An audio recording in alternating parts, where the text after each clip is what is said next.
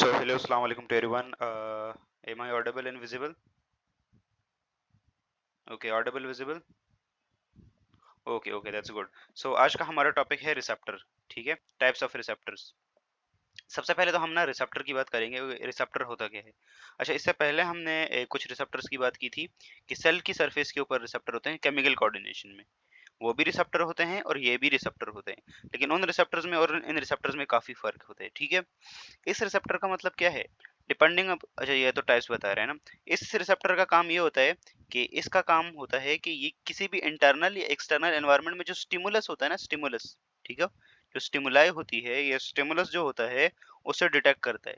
ठीक है, कोई चेंज इंटरनल या एक्सटर्नल एनवायरनमेंट में हमारे पास कोई भी चेंज आए, उस चेंज को डिटेक्ट करने के लिए जो चीज जिस टिश्यूज का हमारी बॉडी यूज करती है उन्हें हम रिसेप्टर्स कहते हैं.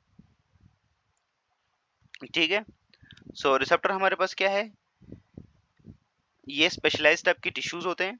ठीक है, जो कि एक्चुअली में कई बार नर्व एंडिंग्स होती हैं. तो वो हमारे पास क्या करते हैं? वो हमारे पास इंटरनल या एक्सटर्नल एनवायरनमेंट में कोई भी चेंज आता है, कोई भी स्टिमुलस आता है, उसको डिटेक्ट करती है. इसे हम रिसेप्टर कहते हैं. Depending upon the detection of stimuli, receptors को हम ना 3-4 अलग अलग क्लासेस में डिवाइड करते हैं. सबसे पहले हमारे पास है थर्मो रिसेप्टर्स. ठीक है, thermoreceptor as its name indicate, thermo का मतलब टेम्परेचर और रिसेप्टर का मतलब रिसेप्टर. तो ये वो रिसेप्टर्स हैं जो चेंज इन टेम्परेचर को फील करते हैं. ठीक है, फॉर एग्जांपल अज्यूम करो, आप अपने हाथ से एक साइड पे लिखो, अज्यूम करो कोका कोला की कोल्ड ड्रिंक रखी हुई है और एक साइड पे आप लोगों ने चाय रखी हुई है. दोनों को टच करो तो एक गर्म और एक ठंडा होगा, राइट? तो वो जो टेम्परेचर का जो चेंज है, टेम्परेचर की जो चीजें हैं, उसको डिटेक्ट करने के लिए जो रिसेप्टर यूज हो रहा है वो कौन सा रिसेप्टर है? थर्मो रिसेप्टर्स हैं वो. ठीक है, इसके बाद हमारे पास हैं केमो रिसेप्टर्स या कीमो रिसेप्टर्स. कीमो रिसेप्टर्स जो हमारी बॉडी में केमिकल चेंज होता है ना, उसे डिटेक्ट करते हैं. ठीक है, किसको डिटेक्ट करते हैं? जो केमिकल चेंज होता है हमारी बॉडी के अंदर, उस चीज को डिटेक्ट करते हैं. ठीक है, यहाँ पे जरा देखें, इससे प्रीवियस 2 स्लाइड्स में जो हमारे पास केमो रिसेप्टर्स होते हैं ना, वो 2 टाइप्स के होते हैं. यहाँ देखें इस वाली स्लाइड में.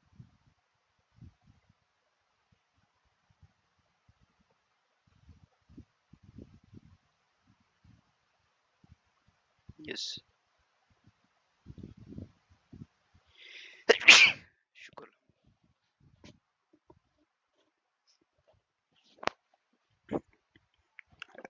Hello hello hello, Audible visible, आवाज आ रही है मेरे पास? Hello, okay. सो अगर हम केमो रिसेप्टर्स की बात करें ना, तो ये हमारे पास डिफरेंट डिफरेंट टाइप्स के होते हैं. अच्छा, हमारी जो कैरोटिड आर्टरीज होती है, वो आर्टरी जो हमारे ब्रेन की तरफ जाती है. ठीक है, और वो आर्टरी जो हमारे हार्ट से निकलती है और ओवरऑल ब्लड पूरी बॉडी में पंप करती है, वहां पर भी केमो रिसेप्टर्स होते हैं जो कार्बन डाइऑक्साइड और ऑक्सीजन की कंसंट्रेशन को मेजर करते हैं. तो एक को हम बोलते हैं कैरोटिड कैरोटिड बॉडीज और एरोटिड बॉडी. तो कैरोटिड बॉडी और एरोटिड बॉडी हमारे पास 2 अलग अलग टाइप के रिसेप्टर्स हैं जो कि केमो रिसेप्टर्स की कैटेगरी में आते हैं. जस्ट अ मिनट, यहाँ पे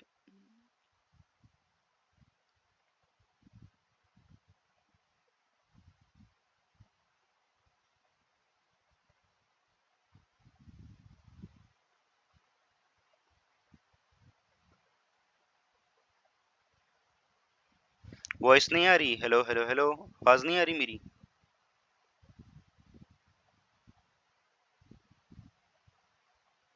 आ रही है, ओके. धीरे रिफ्रेश कर लो आप.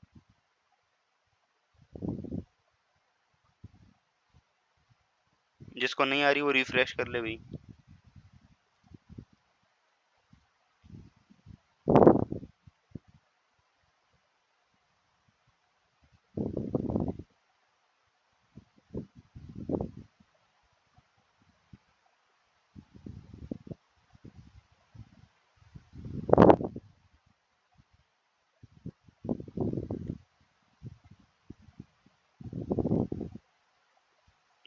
ओके, सो यहाँ पे तक आप लोगों सब लोगों को क्लियर है कि रिसेप्टर क्या होता है हमारे पास? कोई भी हमारे पास ऐसा टिश्यू जो इंटरनल या एक्सटर्नल एनवायरनमेंट में जो केमिकल चेंज होता है उसको डिटेक्ट करने के लिए जो यूज होता है उसे हम रिसेप्टर कहते हैं। ठीक है, रिसेप्टर में हमारे पास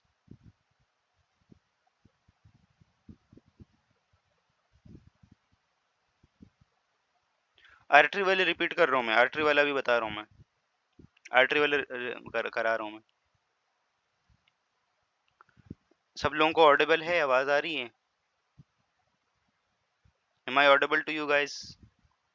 ओके चलें ठीक है। सो इसके बाद टाइप्स ऑफ रिसेप्टर की अगर हम बात करें तो सबसे पहले थर्मो रिसेप्टर। ठीक है, ये टेम्परेचर के चेंज को फील करते हैं। ठीक है, अभी जो नोबेल प्राइज मिला ना 2020 का, 2020 का जो नोबेल प्राइज मिला है वो इसी चीज पे मिला है। ठीक है, फिर 2020 का जो नोबेल प्राइज मिला है फिजियोलॉजी एंड मेडिसिन में, वो रिसेप्टर की डिस्कवरी पे मिला था। ई थर्मो रिसेप्टर, कीमो रिसेप्टर, इसकी डिस्कवरी पे मिला था। दूसरे नंबर पे केमो रिसेप्टर। केमो रिसेप्टर क्या होते हैं? ये केमिकल चेंज को डिटेक्ट करते हैं। ठीक है, अपनी सराउंडिंग में जो केमिकल्स होते हैं ना, उस केमिकल चेंज को डिटेक्ट करते हैं। फॉर एग्जांपल कार्बन डाइऑक्साइड का लेवल, फॉर एग्जांपल ऑक्सीजन का लेवल। ठीक है, ऑक्सीजन का लेवल, कार्बन डाइऑक्साइड का लेवल और डिफरेंट केमिकल्स का लेवल, इन केमिकल्स को डिटेक्ट करते हैं, इन्हें हम केमो रिसेप्टर्स कहते हैं। फिर हमारे पास है ना मैकेनो रिसेप्टर्स। मैकेनो रिसेप्टर जो हमारे पास हैं, जो मैकेनो रिसेप्टर हैं हमारे पास, तो ये देखो जैसे मैकेनो नाम से ही क्लियर है, ये ऐसे डिटेक्टर हैं जो कि sound, motion, position, relation to the gravity, touch, pressure, इन सारी चीजों को डिटेक्ट करते हैं। ठीक है, this system is important during emergency conditions. ठीक है, it prepares the body for highly energetic activity such as flight और फाइट रिस्पॉन्स। ठीक है, increases heart rate, increases breathing rate, slow digestion, dilate pupil, and in the process epinephrine is involved. बेटा chemo receptor वो receptor हैं जो chemical change को detect करेंगे हमारी सराउंडिंग में। जैसे फॉर एग्जांपल हमारे ब्लड के अंदर ना जो कैरोटिड बॉडी होती है और एरोटिड बॉडी होती है। ठीक है, दो रिसेप्टर्स होते हैं जो कि कार्बन डाइऑक्साइड और ऑक्सीजन की कंसंट्रेशन को मेजर करते हैं। ठीक है, कैरोटिड बॉडी और एरोटिड बॉडी कार्बन डाइऑक्साइड और ऑक्सीजन की कंसंट्रेशन को मेजर करते हैं। जैसे ही ये दोनों केमिकल्स है ना, जैसे ही कार्बन डाइऑक्साइड की कंसंट्रेशन बढ़ती है तो वो ना ब्रेन को मैसेज देती है कि भाई कार्बन डाइऑक्साइड बढ़ गया है। तो ब्रेन फिर क्या करता है, आगे मैसेज देता है लंग्स को या हमारी इंटरकॉस्टल मसल्स जो होते हैं रिब्स में, वो ज्यादा से ज्यादा कॉन्ट्रैक्ट रिलैक्स करती हैं, जिसकी वजह से क्या होता है, ज्यादा से ज्यादा कार्बन डाइऑक्साइड एक्सहेल इनहेल होता है। ठीक है, तो यहाँ तक क्लियर है केमो रिसेप्टर्स। एक और रिसेप्टर है फोटो रिसेप्टर्स। ठीक है, फोटो रिसेप्टर्स किसको डिटेक्ट करते हैं भाई? डिटेक्ट विजिबल और अल्ट्रावायलेट लाइट। तो ये वॉइड लाइट को वो करते हैं। आपके जो रॉड्स एंड कॉन्स है ना रेटिना के अंदर, rods and cons, rods and cons, rods and cons, cons, retina के अंदर ये दो टाइप के रिसेप्टर्स होते हैं। ये हमारे पास लाइट की स्टिमुलस को डिटेक्ट करते हैं। ठीक है, और लास्ट में है पेन रिसेप्टर्स। जो पेन रिसेप्टर्स होते हैं, यस, तो जो पेन रिसेप्टर होते हैं, पेन रिसेप्टर, इन्हें हम नोसिसेप्टर्स भी कहते हैं। ये पेन को फील करते हैं और ये ऑल ओवर द बॉडी होते हैं हमारे पास, ये ऑल ओवर द बॉडी होते हैं। ठीक है, गुलाम दस्तगीर कहाँ से रिपीट करूं, अभी मैंने इतना कुछ नहीं पढ़ाया। बस रिसेप्टर क्या होता है, तो वो चीज, वो टिश्यू जो हमारे पास इंटरनल या एक्सटर्नल एनवायरनमेंट में किसी चेंज को डिटेक्ट करे। ठीक है, किसी चेंज को डिटेक्ट करे उसे हम रिसेप्टर कहते हैं। थर्मो रिसेप्टर वो होते हैं जो टेम्परेचर के चेंज को डिटेक्ट करते हैं। कीमो रिसेप्टर वो होते हैं जो केमिकल के इन्वायरमेंट का जो केमिकल चेंज होता है ना उसको डिटेक्ट करते हैं। मैकेनो रिसेप्टर्स, ये मैकेनो रिसेप्टर जो होते हैं वो detect sound, motion, position in relation to the gravity. Mechanoreceptor सारी ये पोजीशनिंग पोजीशनिंग आपकी है ना, ये सारी चीजें इनको मेंटेन करके रखता है। ठीक है यार, आई डोंट नो यार, ये मसले पता नहीं खत्म ही नहीं होने का नाम ही नहीं ले रहे। सेम मैंने भी स्लाइड अपलोड्स किए हैं, कोई स्लाइड पहले पे कोई बाद में।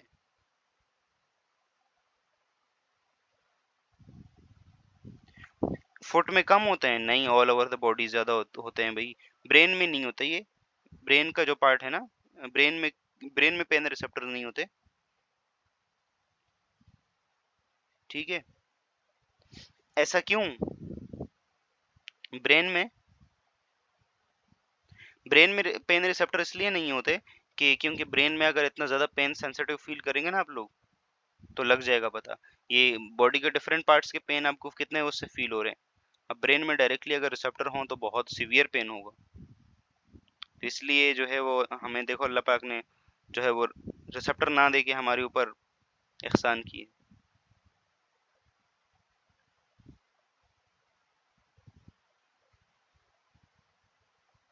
सर में दर्द होता तो है। अच्छा, सर में जो दर्द होता है ना, वो ब्रेन का एक्चुअली में अपना वो नहीं होता। ब्रेन के ऊपर जो मेनिंजीज हमने प्रोटेक्शन पड़ी थी ना, जो प्रोटेक्शन हमने पड़ी थी ब्रेन के ऊपर जो मेनिंजीज वाली, उसमें या स्कल में किसी जगह पे अगर होता है ना, तो वो वाला पेन फिर वो वाला जो हेडेक होता है ना, वो वाला पेन फील करता है हमारा हेड। ठीक है, तो डायरेक्टली पेन उस पे नहीं होते। ठीक है, क्लियर है यहाँ तक सब लोगों को? कितने रिसेप्टर होते हैं हसन?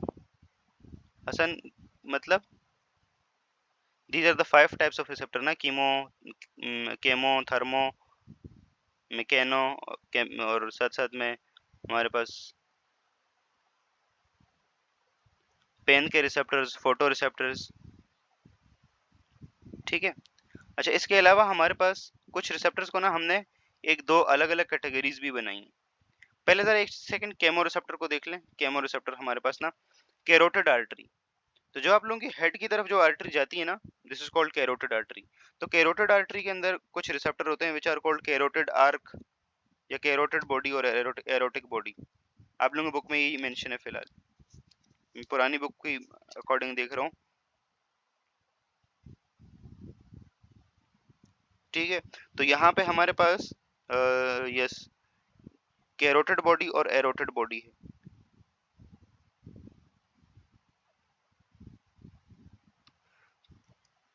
तो यहाँ पे देखें, ये आप लोगों की जो कैरोटिड आर्टरी ऊपर जा रही है, यहाँ पे कैरोटिड आर्टरी के अंदर कैरोटिड बॉडी होती है। ठीक है, सिमिलरली नीचे जो एरोटिक आर्क निकल रहा है ना, यहाँ पे एक छोटे छोटे रिसेप्टर्स होते हैं which are called aortic arch. ठीक है, एरोटिक आर्क। इन एरोटिक आर्क में ना दो टाइप्स के रिसेप्टर्स होते हैं। एक रिसेप्टर्स केमो रिसेप्टर्स होते हैं, ठीक है, और एक होते हैं बैरो रिसेप्टर, बैरो। ठीक है, बैरो, बैरो वाले प्रेशर वाले होते हैं। तो जब भी हमारा ब्लड प्रेशर बढ़ता है या जब भी हमारे पास कार्बन डाइऑक्साइड और ऑक्सीजन का कंटेंट उसमें डिक्रीज या इंक्रीज देखने को मिलता है, तो ये दोनों रिसेप्टर एक्टिवेट होते हैं, ये वाला और ये एरोटिक आर्क वाला। कैरोटिड बॉडी और एरोटिड बॉडी, ये दो रिसेप्टर से ये एक्टिवेट होंगे। अज्यूम करो जैसे फॉर एग्जांपल ब्लड में कार्बन डाइऑक्साइड की कंसंट्रेशन बढ़ गई है, तो ऑक्सीजन की कंसंट्रेशन को क्या होगा? कार्बन डाइऑक्साइड बढ़ी है, ऑक्सीजन की कंसंट्रेशन को डेफिनेटली डाउन होगी। ठीक है, तो फिर क्या होता है हमारे पास, ये हमारे पास जो कैरोटिड बॉडी होती है यहाँ पे या एरोटिड बॉडी, ये ब्रेन को मैसेज देती है, ब्रेन को ऊपर, कि भाई हमारे पास ब्लड में कार्बन डाइऑक्साइड ज्यादा हो गया है। ब्रेन को जैसे ही मैसेज पहुंचता है, तो ब्रेन वागस नर्व के थ्रू 10th नंबर की नर्व है वागस नर्व, ठीक है, ये ब्रेन से निकलती है और ये नीचे हमारे बड़े बड़े स्ट्रक्चर्स को कंट्रोल करती है, हमारे लंग्स, हमारे इंटरकॉस्टल मसल्स, इन सबको कंट्रोल करती है। ठीक है, तो जैसा ही एरोटेड बॉडी से केमो रिसेप्टर ऑक्सीजन का कंटेंट डिटेक्ट करते हैं, ये कम है, कार्बन डाइऑक्साइड का कंटेंट डिटेक्ट करते हैं कि वो ज्यादा है, तो फिर क्या करते हैं, वो डायरेक्ट मैसेज भेजते हैं कहाँ पे, आपके सीएनएस में। सीएनएस से फिर वागस नर्व के थ्रू मैसेज नीचे आता है कहाँ पे, इंटरकॉस्टल मसल्स को। इंटरकॉस्टल मसल्स कौन से होते हैं जी? ना, आप ये सही बोल रही हो, ऐसे ही है वागस नर्व। ठीक है, इंटरकॉस्टल मसल्स को मैसेज आएगा, इंटरकॉस्टल मसल ज्यादा तेजी से कॉन्ट्रैक्ट एंड रिलैक्स करेंगे, आप जल्दी जल्दी सांस लेंगे, जल्दी जल्दी सांस लेंगे तो कार्बन डाइऑक्साइड बॉडी में से जल्दी जल्दी बाहर निकलेगा, ऑक्सीजन जल्दी जल्दी ब्लड के अंदर आएगा। ठीक है, तो इस तरह से हमारे पास केमो रिसेप्टर इस तरह से काम करते हैं। ठीक है, अच्छा, कुछ बैरो रिसेप्टर्स होते हैं। जो बैरो रिसेप्टर्स होते हैं ना, वो प्रेशर के चेंज को डिटेक्ट करते हैं। अज्यूम करो आपका ब्लड प्रेशर कम हो गया, ठीक है, ब्लड प्रेशर क्या हुआ, कम हुआ, तो सेम यही फिर क्या करेंगे, ये मैसेज पहुंचाएंगे ब्रेन तक, और ब्रेन फिर हमारे बॉडी के डिफरेंट डिफरेंट पार्ट्स में क्या करवा देगा, ब्लड प्रेशर को अकॉर्डिंगली हैंडल करेगा। अगर ज्यादा है तो कम करेगा, कम है तो बराबर पे लेके आएगा। ठीक है, तो ये एरोटेड बॉडी और कैरोटेड बॉडी क्लियर है। ये दो टाइप के केमो रिसेप्टर्स हैं और इसके अंदर एक बैरो रिसेप्टर भी होता है। क्लियर है ये चीज? यहाँ तक ये चीज क्लियर है?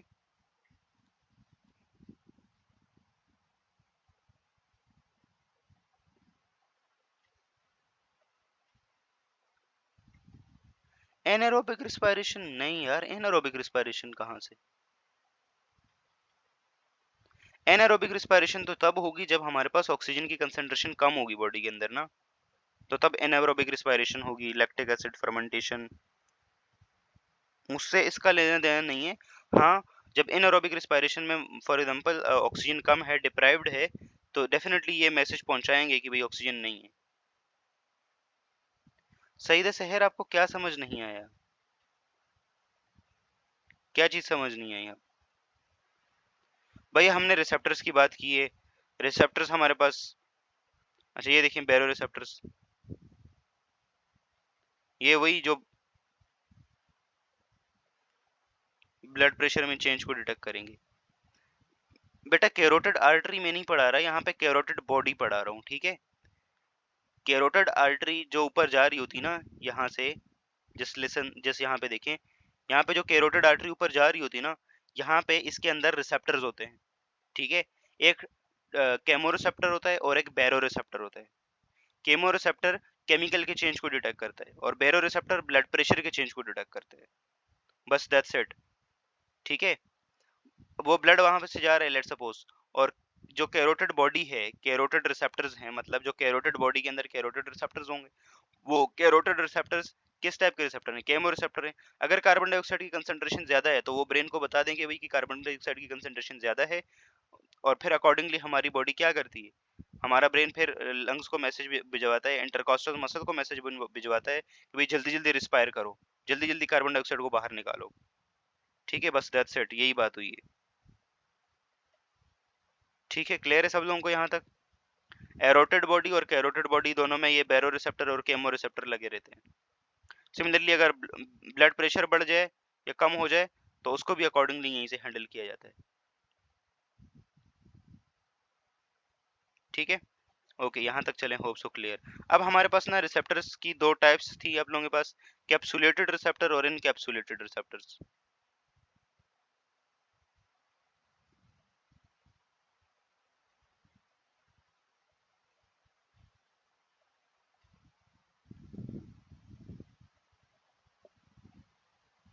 जस्ट अ मिनट, कैप्सुलेटेड और अनकैप्सुलेटेड,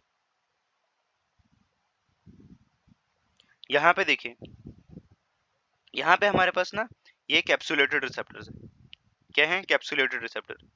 कैप्सुलेटेड रिसेप्टर्स वो होते हैं जिनके सराउंडिंग में ना कैप्सूल की एक लेयर होती है, ठीक है। किसकी लेयर होती है? कैप्सूल की एक लेयर होती है, तो इन्हें हम क्या कहते हैं? Encapsulated receptors. क्या कहते हैं हम? Encapsulated receptors. और एक रिसेप्टर वो होते हैं जो बिल्कुल फ्री नर्व एंडिंग होती है, ठीक है। फ्री नर्व एंडिंग में कौन से आएंगे? इसमें भी कैप्सूल है, यस। फ्री नर्व एंडिंग वाले कहाँ हैं यार? अच्छा ये देख लें एक बार, जो कैरोटिड बॉडी होती है ना और एरोटिक आर्क, वो ये देखो, वो रिसेप्टर ये रहे, कैरोटिड बॉडी में और एरोटिक बॉडी में, ये देखें, ये वो रिसेप्टर्स हैं जो केमिकल के चेंज को डिटेक्ट करेंगे,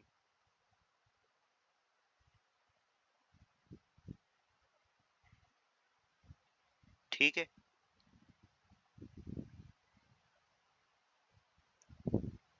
अजीब सी खिचड़ी बनी हुई है लिटरली।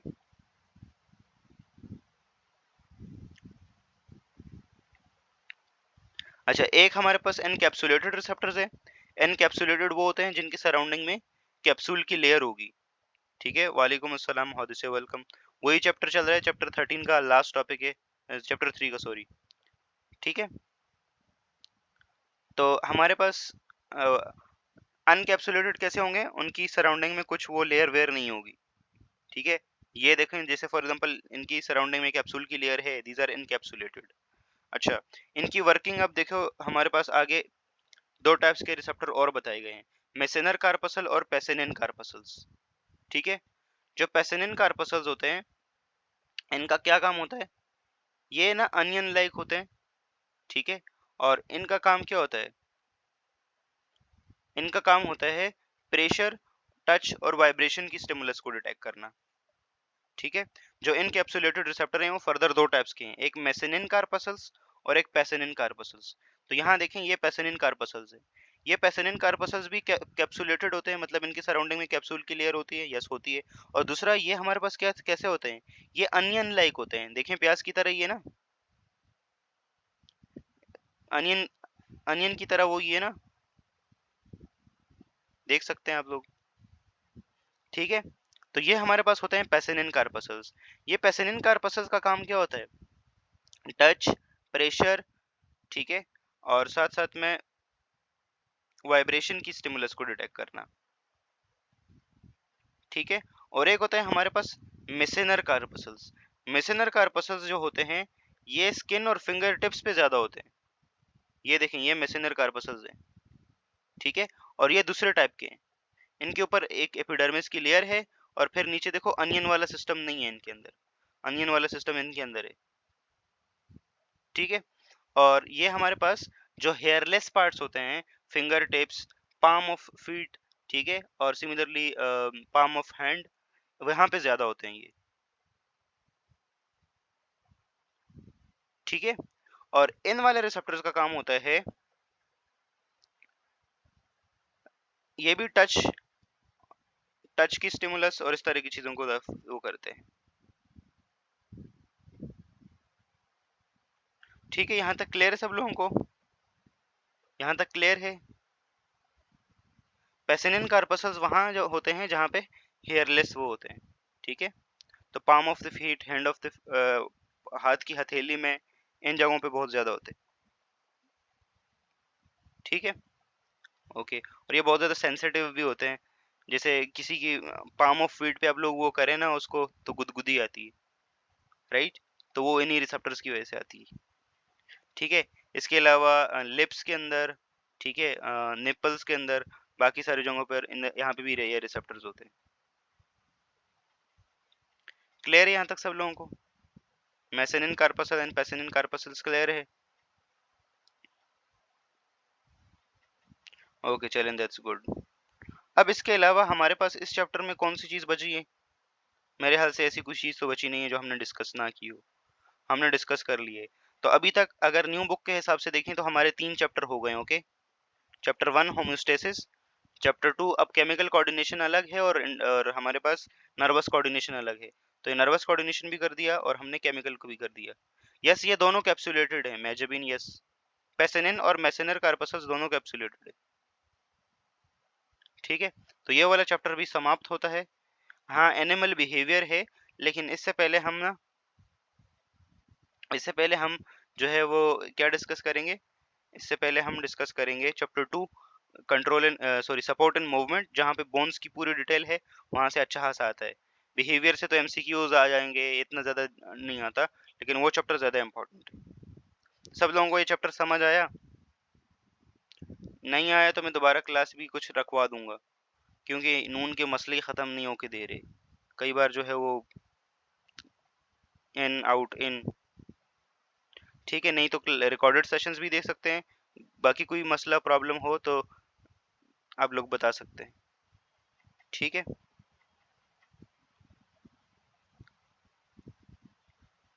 अच्छा, इसके अलावा एक चीज शायद हमने स्पाइनल कॉर्ड के बारे में नहीं पढ़ा, स्पाइनल कॉर्ड के बारे में नहीं पढ़ा ना हमने, स्पाइनल कॉर्ड भी देख लेते हैं अभी, स्पाइनल कॉर्ड को भी देख लेते हैं जल्दी से, जस्ट अ मिनट।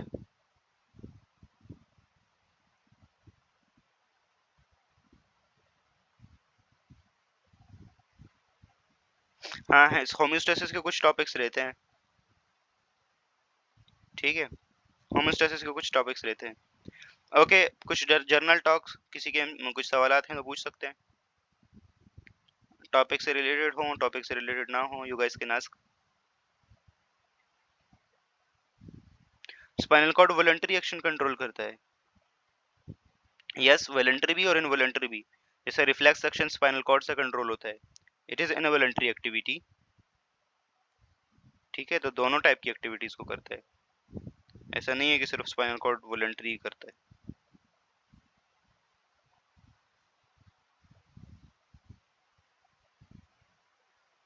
बुक के एमसीक्यूज करवा दें, ओके, बुक के भी एमसीक्यूज करा देंगे। अभी 3 चैप्टर हो गए ना, तो अब सब लोग प्रिपेयर करके रखें, इन किसी भी दिन सरप्राइज टेस्ट हो सकता है, तो रेडी रहिएगा। हाँ वो डिस्कस कर लेंगे, डोंट वरी।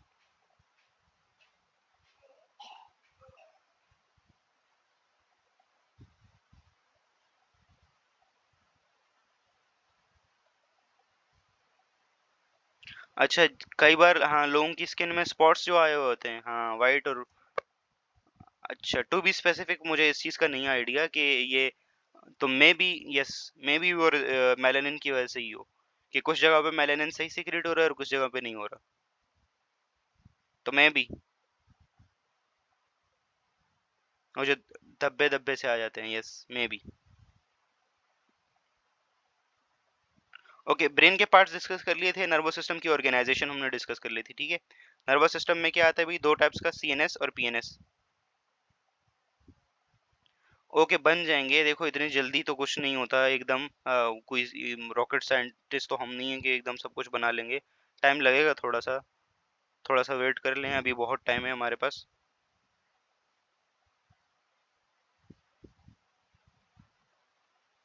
ठीक है।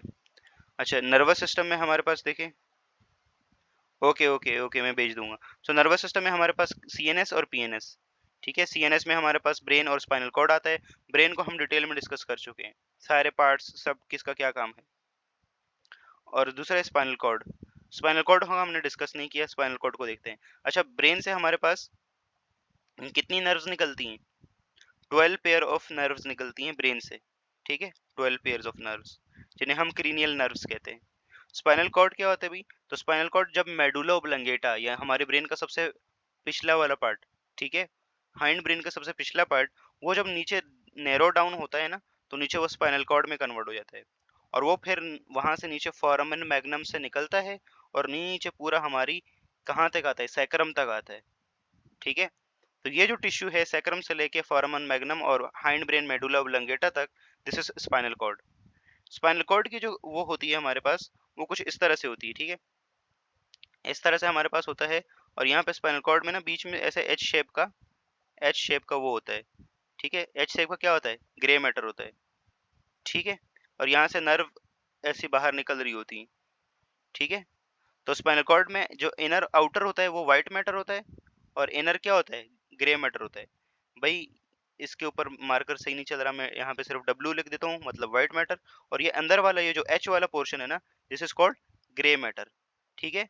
इसके सेंटर में यहाँ पे एक छोटा सा सुराख होता है, which is called spinal canal, ठीक है, जिसका नाम क्या होता है, स्पाइनल केनाल, यहाँ रेड रेड से बना देता हूँ मैं, this is called spinal canal. ये देखो यार लाइक,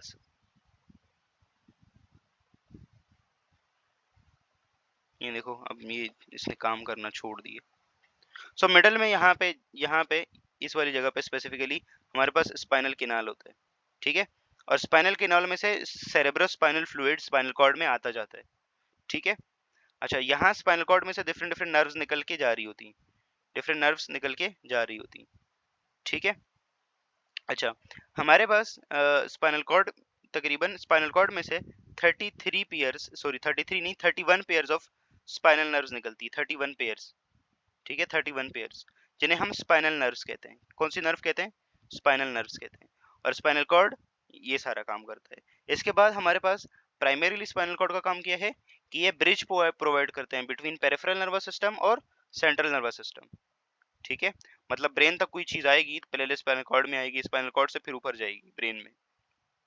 सिमिलरली ब्रेन भी कोई एक्शन लेगा, कोई कमांड लेगा, पहले स्पाइनल कॉर्ड फिर बॉडी के दूसरे पार्ट में जाएगी, ठीक है।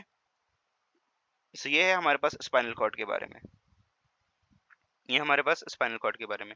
31 पेयर ऑफ स्पाइनल नर्व्स यहाँ से निकलती हैं।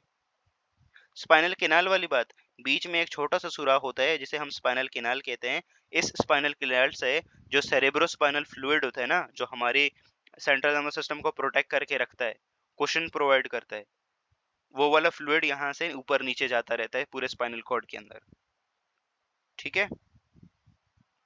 तो इस तरह से हमारे पास स्पाइनल कॉर्ड का हो होता है। और स्पाइनल कॉर्ड में से 31 पेयर ऑफ स्पाइनल नर्व्स निकलती हैं। इसके अलावा स्पाइनल कॉर्ड का क्या काम है, तो जो रिफ्लेक्स सेक्शन होता है, रिफ्लेक्स सेक्शन में ब्रेन पार्टिसिपेट नहीं करता, डायरेक्ट स्पाइनल कॉर्ड ही पार्टिसिपेट करता है, क्योंकि रिफ्लेक्स एक्शन में हमें जल्दी मैसेज चाहिए ना, तो ये स्पाइनल कॉर्ड वो करता है। जी, कई केसेस में जैसे रिफ्लेक्स एक्शन में it's just like a brain की तरह ही काम करता है। ठीक है, डायरेक्ट वहीं से एकदम खींच लेते हैं आप हाथ। तो अगर मैसेज लंबा जाएगा ऊपर सीएनएस तक, ब्रेन से फिर दोबारा आएगा, काफी टाइम लगेगा। तो रिफ्लेक्स एक्शन जो कंट्रोल करता है वो स्पाइनल कॉर्ड खुद ही करता है। ग्रे कलर का? कौन से ग्रे कलर का? बेटा ग्रे कलर का तो ग्रे मैटर होता है। ग्रे कलर का ग्रे मैटर होता है। ये इसकी बात कर रही हूँ, ये बीच में जो है, यहाँ पे ये जो है,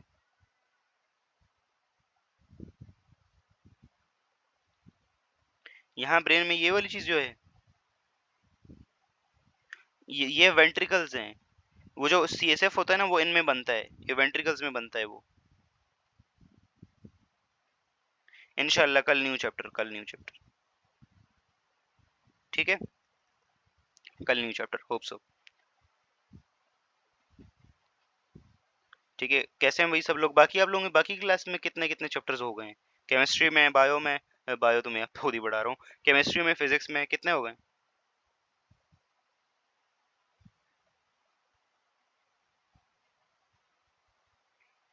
यस, कितने कितने हुए हैं?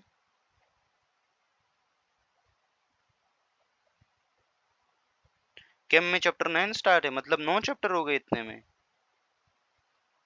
ये ऑर्गेनिक केमिस्ट्री पहले स्टार्ट की? फिजिक्स चौथा चल रहा है, ओके। बाकी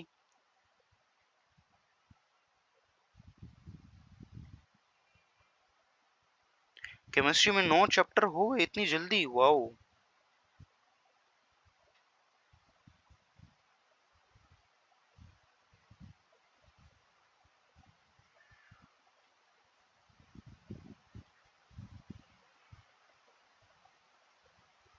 ओके, बायोलॉजी की स्पीड हमें बढ़ानी पड़ेगी भाई, बायोलॉजी की स्पीड हमें बढ़ानी पड़ेगी, यू आर राइट। स्पीड हमें बढ़ानी पड़ेगी। सही सही है। साइंस की सब्जेक्ट की बात करें, बाकी छोड़े, बायोलॉजी में हम स्पीड बढ़ाएंगे, डोंट वरी। अच्छा, एक चीज और है, आप लोगों को से किसी को कंजक्टिवाइटिस हुआ है? कंजक्टिवाइटिस,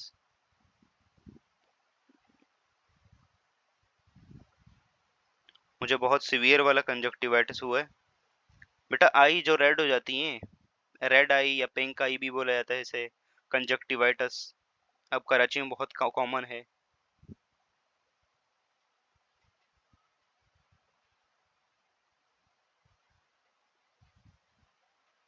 ठीक है,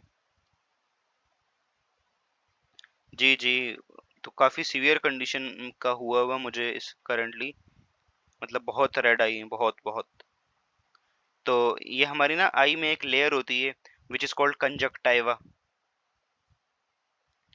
मैं बता रहा हूँ क्या क्या चीज़ यूज़ करनी चाहिए। तो हमारी आई में एक लेयर होती है जिसका नाम है कंजक्टाइवा।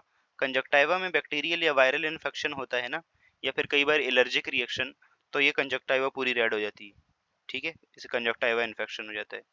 ठीक है, तो फिर क्या यूज़ करें भाई? तो इनिशियली वैसे 2 से 3 दिनों में, या 2 से 4 दिनों में, या 5 दिनों में, या खुद ही सही हो जाता है, कोई ज़्यादा उसकी ज़रूरत नहीं पड़ती। लेकिन सीवियर सिम्टम्स अगर हों, तो आप लोग जो है वो ऑइंटमेंट डाल सकते हैं, आई आई ऑइंटमेंट। पॉलीफेक्स का आई ऑइंटमेंट आता है, वो डाल सकते हैं, पॉलीफेक्स। ठीक है, या फिर इसके अलावा आई ड्रॉप्स डाल सकते हैं। ठीक है, आई ड्रॉप्स बेटनीसोल वाले डाल सकते हैं, बेटनीसोल। ठीक है, ठंडे पानी से धो सकते हैं। ठीक है, या क्यूरिन के आई ड्रॉप्स आते हैं, वो डाल सकते हैं।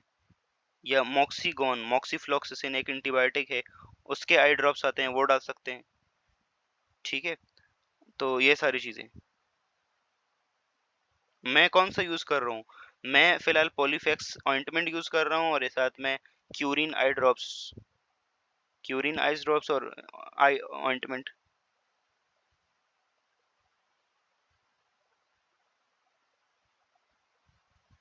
सर पे ज़ोर पड़ता है, हाँ, एग्ज़ैक्टली। एक हुजूर सल्लल्लाहु अलैहि वसल्लम की वो जो हदीस है कि भाई इंसान की जिस्म में कोई एक पार्ट भी वो काम, एक पार्ट में भी डिजीज़ आ जाए ना, तो पूरी बॉडी उसको फ़ील करती है। तो एग्ज़ैक्टली ये बात सही है।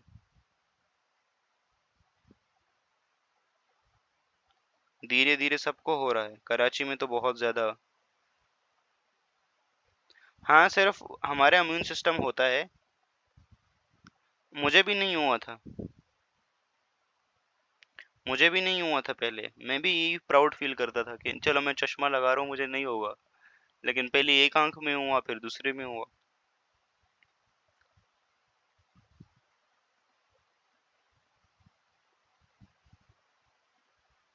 Okay, any question up to this?